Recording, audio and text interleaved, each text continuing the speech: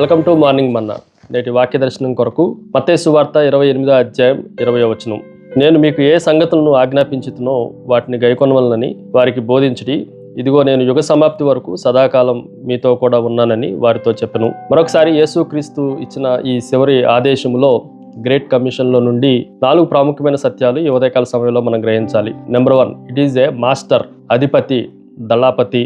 ఈ మాటను మనం జాగ్రత్తగా ఆలోచన చేస్తే నేను అన్న మాట 2 పర్యాయాలు ఈ వచనంలో రాయబడింది. ఎవరు ఆయన అని మనం ఆలోచన చేస్తే పరలోకమందును భూమి అందును సర్వాధికారం కలిగిన జీవాధిపతి అయిన దేవుడు అన్న సత్యాన్ని మనం గ్రహించాలి. ఈ ఆజ్ఞ ఎవరి దగ్గర నుంచి వచ్చిందో ఆ వ్యక్తిని బట్టి, ఆయన హోదాని బట్టి, ఆయనకున్న శక్తి సామర్థ్యాలను బట్టి ఈ ఆదేశము గాని ఆజ్ఞ గాని పరిపూర్ణమవటానికి అవకాశం ఉంది. ఉదాహరణకి ఒక సైనికుడి దగ్గర నుండి, ఆయన కన్నా పైన ఉన్న చీఫ్ కమాండర్ దగ్గర నుండి ఆజ్ఞ వస్తే, ఆదేశం వస్తే ఆ వాగ్దానము చాలా ఉన్నతంగా కనిపిస్తూ ఉంటుంది.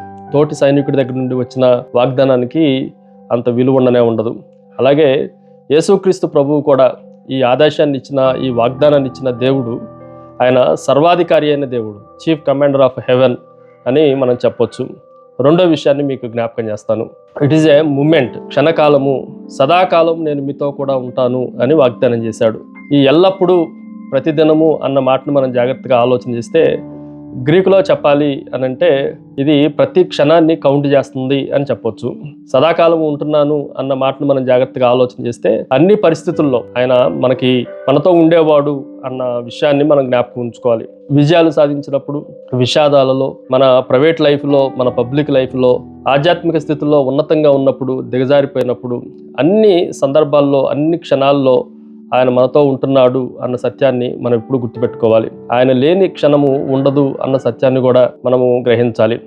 Number 3, it is a manner, నేను మీతో కూడా ఉన్నాను అన్న మాటను కూడా మనం జాగ్రత్తగా ఆలోచన చేయాలి. ఆయన మనతో ఉంటానని వాగ్దానం చేసిన వాడు. ఆయన దూరంగా ఉండి ఆయన కమాండ్స్ని మనకు పంపించేవాడు కాదు.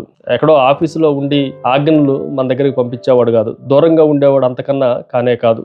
మనం ఎక్కడ ఉంటే అక్కడ మనతో ఉండటానికి ఇష్టపడుతున్నాడు. మనం నడిసే ప్రదేశంలో ఆయన మనతో కూడా వస్తున్నాడు అన్న సత్యాన్ని మనం గ్రహించాలి. ఫైనల్లీ 4వ విషయాన్ని మీకు జ్ఞాపకం చేస్తాను. ఇట్ ఈజ్ ఏ మిలీనియం, యుగ సమాప్తి అన్న మాటను కూడా మనం జాగ్రత్తగా ఆలోచన చేస్తే యుగాంతం వరకు, యుగ సమాప్తి వరకు ఆయన మనతో ఉంటున్నాడు అన్న వాగ్దానాన్ని యేసుక్రీస్తు ప్రభు స్వయంగా మనందరికీ, ఆయన శిష్యులకి అనుగ్రహించినట్లుగా ఈ వాక్య భాగాన్ని మనం గ్రహించాలి.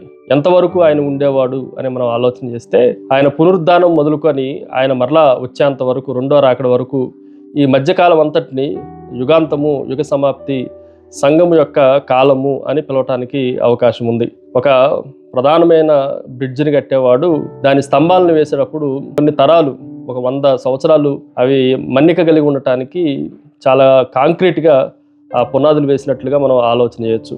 అలాగే కొన్ని 100 తరాలు, 1000 తరాలు పరలోకానికి చేరేంత వరకు కూడా, సంఘము స్థాపించబడిన దగ్గర నుండి ప్రభు వచ్చేంత వరకు అనేక మంది ఈ పరలోకానికి వెళ్ళటానికి ఆయనే మనకు ఒక మార్గముగా, యుగ సమాప్తి వరకు సదాకాలము ఆయన మనతో ఉండేవాడు అన్న విషయాన్ని కూడా, వాగ్దానాన్ని కూడా మనం స్వతంత్రించుకోవాలి. ప్రార్థన. సకల ఆశీర్వాదములకు కారణభూతుడవు తండ్రి, మరొకసారి నీ వాగ్దానం ద్వారా మమ్మల్ని ఈ సంవత్సరంలో తృప్తిపరిచినందుకై మిమ్మల్ని స్తుతిస్తూ ఆరాధిస్తూ యేసు నామమున అడిగి వేడుకొంచున్నాం తండ్రి.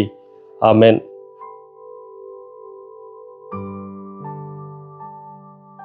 God bless you.